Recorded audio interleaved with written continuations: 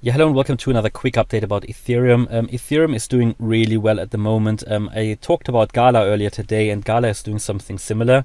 We talked about the possibility that here for Ethereum, the low is already in, and it looks very, very much like that, but it's not confirmed yet, just to make you aware.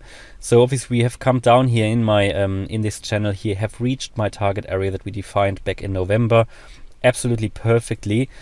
We have bounced off that, come into the yellow target area, reacted to it, have come down, and now it's really a key decision point. Do we see another lower low, or are we going to see just a higher low, what we're doing here at the moment? There is the potential that Ethereum comes down once more lower, but for me, it's pretty much 50-50 at the moment, to be fair, for Ethereum. It has shifted based on what the price is doing. You know, we are seeing here a higher low, and we talked in the last few videos about the possibility that the low could already be in, and that what we have seen here is in some way maybe already a 5-wave structure, a diagonal, or you know, maybe we can see 1 2. You can probably interpret here into this like a 3 4, and this being a wave 5, so that the first 5 waves could be in, and that what you've seen here now might be an ABC. Yeah, we see this ABC now, but certainly looking at the larger picture, what you then see here is just a larger wave 1, 2, and you get your 3, 4, and 5. Yeah, that possibility exists, especially as the bulls could hold here a critical area. I did tell you, I think it was in the last video or so, that the $2,800 they need to hold in order to continue the move up from here, and the 2,800 did hold. Yeah, so that is very very interesting, and could really point more towards the I even had the red line on here. You can see that the red support line that was not broken, and it's been holding, and yeah, it has moved up more than many other cryptos here in this move up, maybe even more than in Bitcoin in percent. I haven't checked that. It has reacted very strongly to my blue target area down there, and that was always the area where I said the target could be in, right? And I did say before, everybody needs to make the decision for themselves. You know, do you still wait for lower prices, but in the end, how much lower do you want to go? There was still the 1700 on the table as a possibility, but that was really the lowest low. So it has reached the target area, and this is where the idea was to build positions. You know, of course I can't give you any financial advice, but these are the areas where also my buy orders triggered. To be fair, I already dollar cost averaged in a little bit earlier, because you never know if it starts to turn around before. But it's quite good to see that, you know, the area that we talked about in November has seen such a strong reaction, and now we are moving higher than this, and we have reacted to the yellow target area as well, to that resistance up there, but now haven't gone below 2,800, just meaning we're making here higher lows. And now we need to see, is the price making a higher high? If it does that, I think we need to think about higher prices, okay? It is still very early days in this beginning uptrend, yeah?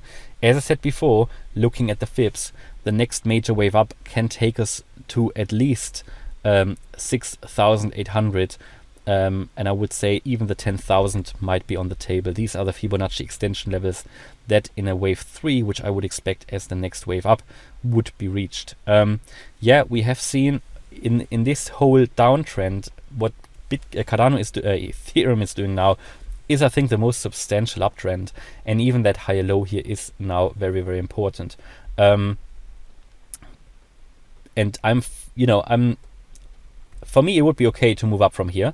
Yeah, I don't necessarily need to see lower prices here for Ethereum, because we've seen the target area. Yeah, and that was the idea behind it. If you now see a first 5-wave structure to the upside, I think we can get out of here and can also outperform Bitcoin. And what I said before, people always ask, you know, I do expect Bitcoin to come down once more, and I do, but there is the alternative scenario that I talked about for Bitcoin, where we could move up all the way to maybe 51k, 55, 60k, if we break the 46.5, only then.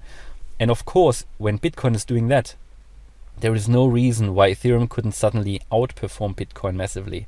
It is a possibility, absolutely. The possibility is there.